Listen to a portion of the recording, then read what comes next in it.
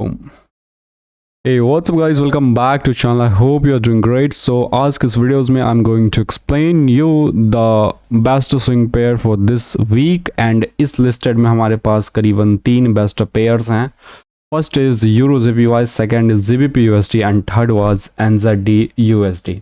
So I'm going to break down all this pair. So let's start with the first pair, that is EURUSJPY.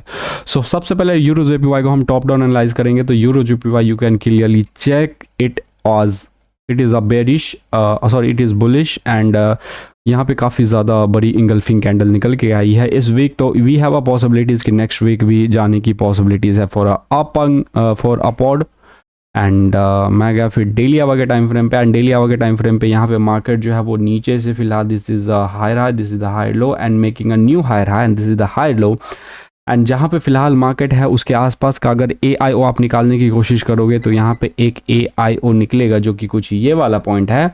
And second AIO जो निकालने की कोशिश करोगे तो I think this would be the AIO. But ये मेरे हिसाब से सबसे टॉप वाला AIO से मार्केट ऊपर उठेगा, क्योंकि यहाँ पे देख सकते हो तो एक जो कैंडल बनी है यहाँ पे वो एक I think kind of spinning top candle या फिर जो भी बोलते हैं, मुझे इसका नाम फिलहाल याद नहीं है, बट कुछ इसी टाइप की कैंडल है जो कि वी हैव अ होप कि ये कैंडल हमें इंडिकेट कर रही है market will go next upward और कुछ इस टाइप से रैली आएगी कैंडल की मोमेंटम फॉर 2 और 3 डेज और मार्केट जो है कुछ इस टाइप से अपवर्ड निकल सकती है. और यहाँ पे फाइनली एक रेजिस्टेंस पॉइंट है जो कि है वीकली टाइम फ्रेम के, तो उसके हिसाब से वहाँ तक जाने की पॉसिबिलिटीज़ है.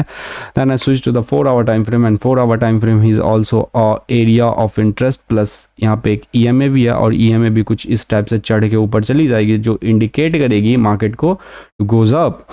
एंड उसके बाद अगर हम देखने की और कोशिश करें तो यहाँ पे market is bullish in the 4 hour time frame. This is the higher high, this is the higher low. And यहाँ पे अगर हम ऊपर से नीचे तक इसको हम फिबोनाची लगाने की कोशिश करें तो फिबोनाची के बीच में यहाँ पे 50% जो पार्ट एरिया आता है वहीं के बीच से मार्केट जो was going to the upper side. और यहाँ पे जो कैंडल्स की मोमेंटम भी बनी है we have indications to goes up. और यहाँ पे एक इंगल्फिंग कैंडल भी बनी हुई है. अगर आप जूम करके देखो तो मैं आपको दिखाता हूँ जूम करके, लेकिन क्लियरली सी इसके ऊपर क्लोजिंग दी है तो it's definitely a bullish candle, तो इसको हम कंसीडर करेंगे as a bullish. So this is my first pair EURUSJPY. I am going to the second pair that is called GBPUSD. और यहाँ पे देख सकते हो GBPUSD और NZD USD both are same, because both are same इसलिए है क्योंकि दोनों के लास्ट में USD है. एंड एक चीज़ और, जो USD का जो पेयर होता है वो बेसिकली अपने हिसाब से मार्केट को मैनिपुलेट करती है. एंड एक सिंपल चीज़ आप ये भी समझ सकते हो कि जो USD का करेंसीज है वो बेसिकली सब करेंसी का पापा भी बोल सकते हो, क्योंकि वो जो काफ़ी ज़्यादा पावरफुल करेंसीज होती है. तो अगर कोई मार्केट में इन्फ्लुएशंस या कुछ भी आती है तो सब चीज़ का डिसीजन अमेरिका के अंदर भी होता है और उसका कंट्रोलिंग जो USD के पास होता है. तो उसके लिए आप फॉरेक्स फैक्ट्री भी यहाँ पे चेक कर सकते हो. जैसे कि पिछले वीक जो गाइज काफ़ी ज़्यादा मेरा गंदा लॉस लगा था, जो कि मैं आपको दिखाऊंगा कि इस वीक जो गाइज मार्केट में जो USD की न्यूज़ पूरा का पूरा मार्केट, एक जो 14 जुलाई को USD का न्यूज़ आया था और 15 जुलाई को USD का पूरा न्यूज़ जो था पूरा USD से भरा पड़ा था, जिसके कारण मेरा L लगा था इस वीक, जिसके ऊपर भी मैंने वीडियोस बनाई है.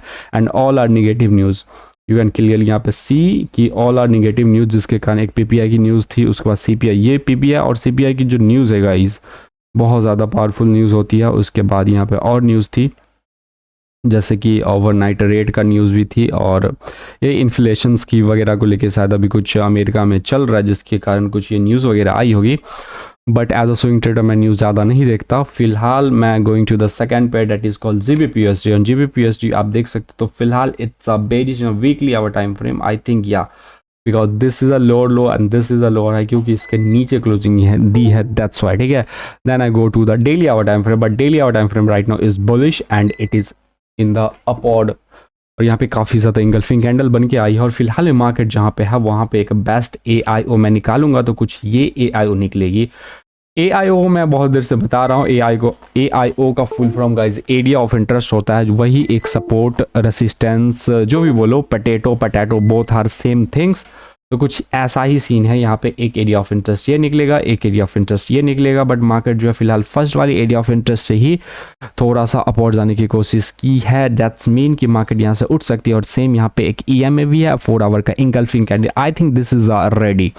ये कैंडल निकलेगी कल कल तो शायद संडे है तो कल मार्केट क्लोज रहेगी। मंडे को जैसे कि मार्केट खुलेगी तो मेरे हिसाब से मार्केट खुलेगी और boom boom boom market upward चली जाएगी, मेरे हिसाब से कुछ तो ऐसा ही लग रहा है।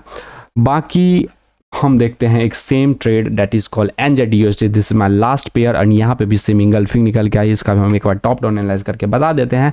तो ये भी सेम है, यहाँ पे काफ़ी ज़्यादा इंगल्फिंग कैंडल निकल के आई है। वीकली के हिसाब से मार्केट जो है EMA के थोड़ा सा ऊपर चढ़ी है, जो कि इंडिकेशन करती है कि market now will change their trend. Market जो अपना ट्रेंड को हुआ बेरिश या बुलिश ट्रेंड को चेंज करेगी and this is a lower low and this is a lower high और मार्केट जस्ट उसके ऊपर है। इंगल्फिंग कैंडल्स वगैरह काफ़ी ज़्यादा स्ट्रॉन्ग है। यहाँ पे 2 रेड कैंडल बनी है और यहाँ पे एक ड्रैगन फ्लाई डोजी जो भी बोलो कुछ उस टाइप का कैंडल बना है, या जीसस कैंडल जो भी कुछ इस टाइप से आप बोल सकते हो। फिर मैं गया 4 आवर के टाइम फ्रेम पे and 4 hour time frame here is also engulfing candle. तो आई थिंक ये both trade are ready to move. बाकी एक ट्रेड है EURJPY, आप इसको भी देख लेना। तो यही है हमारी मेजर 3 पेयर जिसको मैं अगले वीक देखने वाला हूँ कि किस टाइप से मोमेंटम आती है। So I hope you enjoy this videos. आप अपने हिसाब से देख लेना कि कैसे का कौन सा ट्रेड आपको जो लगे अच्छा आप उसमें ले सकते हो। बाकी this is my recommendation for this week, यही 3 ट्रेड। क्योंकि देखो और ज़्यादा के चक्कर में जाओगे तो आप ज़्यादा के चक्कर में जो भी ट्रेड मिल रही है आप वो भी नहीं पकड़ पाओगे, इसलिए 3-4 पेयर सेलेक्ट करो और उसी को फॉलो करो। अब देखो चेक करने को तो 28 पेयर हैं, इसमें से आप 28 के 28 पेयर निकाल सकते हो, but best of the best निकालो 3 या 4 और उसी को तुम पूरा वीक देखो, जिसमें बेस्ट मिले उसमें एंट्री ले लो। एज अ स्विंग ट्रेड एक वीक में 1 या 2 ट्रेड ही काफ़ी होते हैं। So that's my advice to all of you. Thanks for watching, मिलता हूँ नेक्स्ट वीडियोज़ में। Take care and bye bye.